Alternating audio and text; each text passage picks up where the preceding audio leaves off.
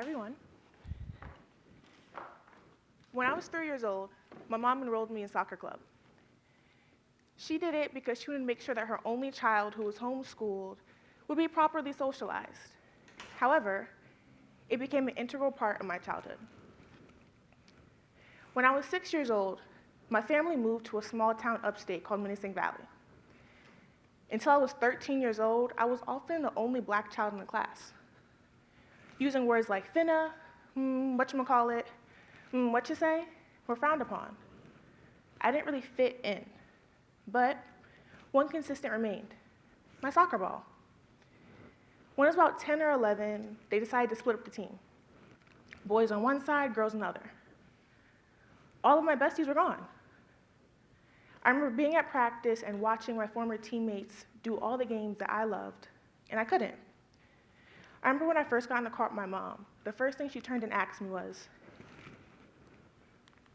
"It wasn't that bad, right?" Before I continue with this talk, I have one favor to ask everyone in the audience. As there may be feelings of discomfort, anger, joy, disbelief, I invite you to sit with them. I ask you not to banish them from your body for comfort, but to try to understand them. In April of 2020, we first see Megan Thee Stallion and Tory Lanez on Instagram Live together. We can assume this is the beginning of their relationship.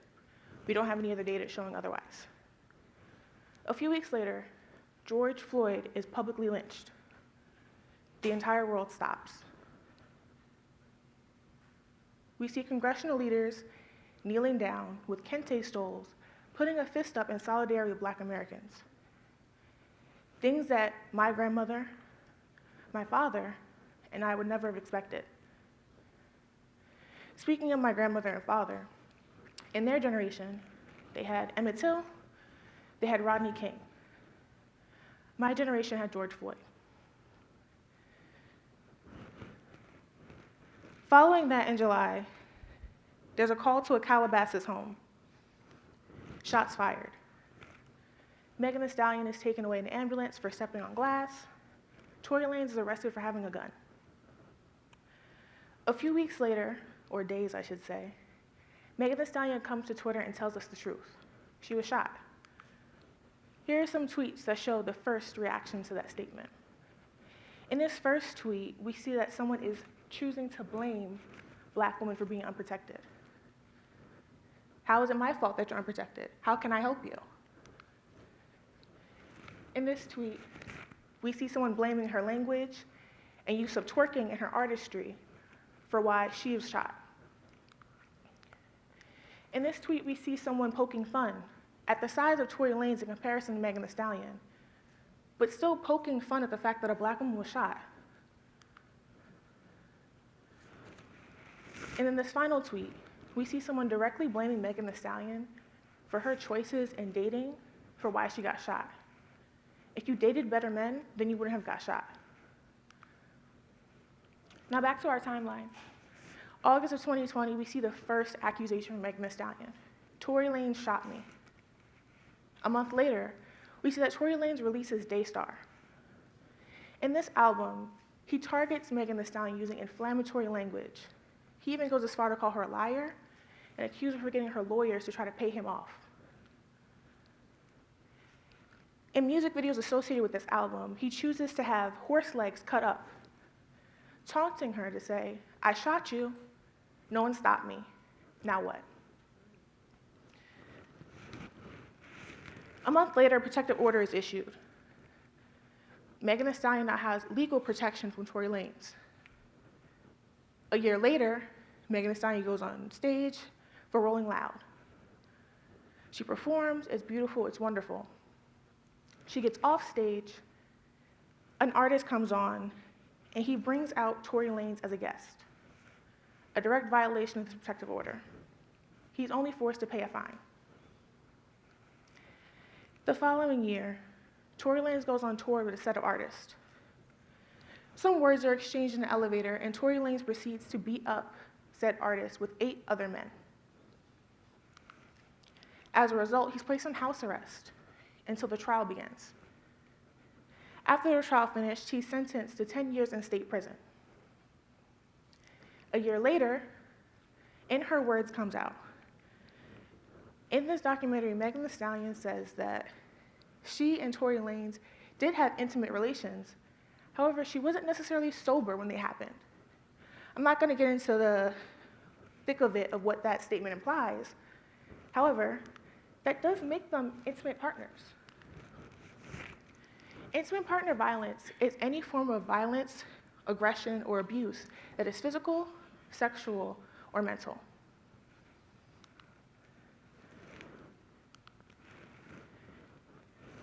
IPV has a disproportionate burden on Black women, specifically Black women aged 18 to 25. The nuance is not lost on me as we sit on Morgan State University's campus and HBCU. A majority of the people who go here are Black women aged 18 to 25. There's also a gray area in IPV. If you go to lunch with somebody and you're not really sure what to call them, if an older auntie walks up to you, that would still be your intimate partner. Or if you broke up with somebody, then you guys try to rekindle a week later, that would still be your intimate partner. And finally, caricatures that have been embedded in our society uplift white supremacy and highlight anti-Black rhetoric.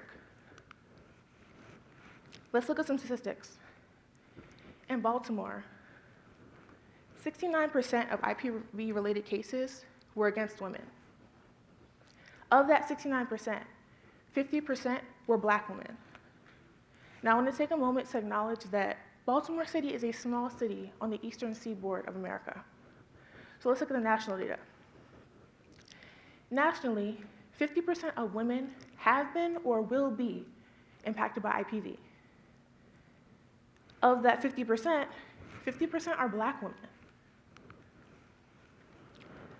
Looking at national data, we can see that there's a gradual upward trend of IPV cases across the nation, starting off in 2016 to 2020, with a peak in 2019. In 2019, we see about 100,000 cases of IPV. I will note that while we were home during 2020, you expect these cases to rise. However, if you're home with your abuser, you may not feel comfortable seeking resources. In Baltimore, we see the same kind of trend, upward from 2016 to 2019 with a drop at 2020.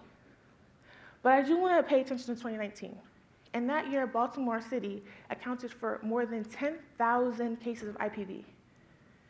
If you remember from the previous slide, in 2019, the total cases of IPV in America were 100,000. So that means that Baltimore City accounted for more than 10% of IPV-related cases. You guys remember that I said it was a small city, right? It's a major problem.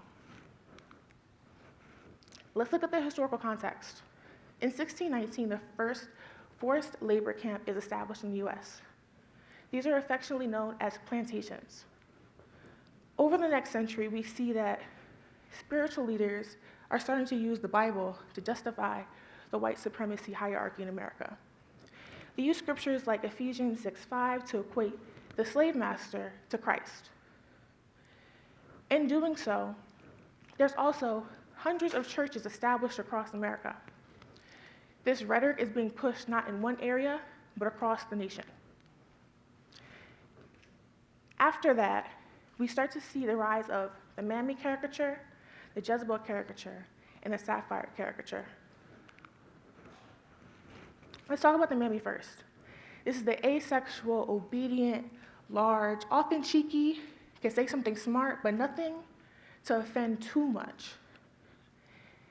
This caricature is used to justify exploitation of Black women, discredit Black women, and serve a kind of threshold for what a Black woman should be doing. Let's talk about the Sapphire, also known as the angry Black woman. She's loud, obnoxious, malicious, and she's used to justify physical and sexual assault of Black women, also to justify the internalized violence against Black women. And finally, the Jezebel. The Jezebel is a hypersexual, animalistic Black woman who's immoral, she's seductive, and it's used to justify violence in the case of sex and physical violence against Black women. So we talked about Megan Thee Stallion and how she was impacted by IPD. We talked about how she didn't really receive much support. But what does that look like when you're a common person in our communities? What does it look like when you're trying to get housing, support for transportation, a job? Here we see that Black women face a lot of bigotry when trying to face housing support. It was said in a study that Black women believed that white workers in shelters would often look at them funny when they would ask for support.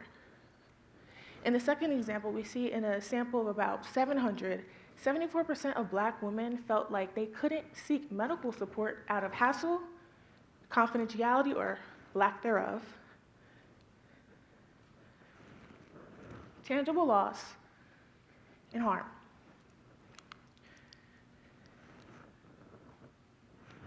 Black women also experience a ton of bigotry when seeking support from spiritual leadership. This looks like going to your pastor or priest for support, and they look at you and say, well, you took vows, for better or for worse, for richer or for poor.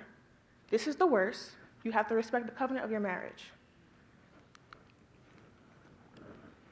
Black women are also not able to seek support from the criminal justice system. Earlier, I spoke about George Floyd, and I spoke about Megan Thee Stallion. She was afraid to speak out against violence because she didn't want to see Tory Lanez get shot in front of her. This is an issue that we see across the diaspora. In this example, a Black woman called the police to get help as her husband was beating her. The white officers waited outside her home for 30 minutes and did not provide her support until she crawled out bloodied and battered. In our final example, we said there's a correlation between believing that the Jezebel stereotype is indicative of how we should respect Black women. When asked questions like, if a woman is sexually unfaithful, or if a woman makes you feel demasculated sexually, would you justify violence against her? Men overwhelmingly said yes. So in the beginning of this presentation, I asked you to sit with your discomfort or any emotions that they arise. The purpose of me asking you that is because it's Black History Month. We see the hashtags, we see the post, say her name, protect Black women, but what do we actually do to protect Black women? Besides the fleeting anger that comes in our body when we see something bad happen, or the disgust as we try to justify the violence against her. As you sat with this emotion, I asked, how can you protect Black women? Thank you.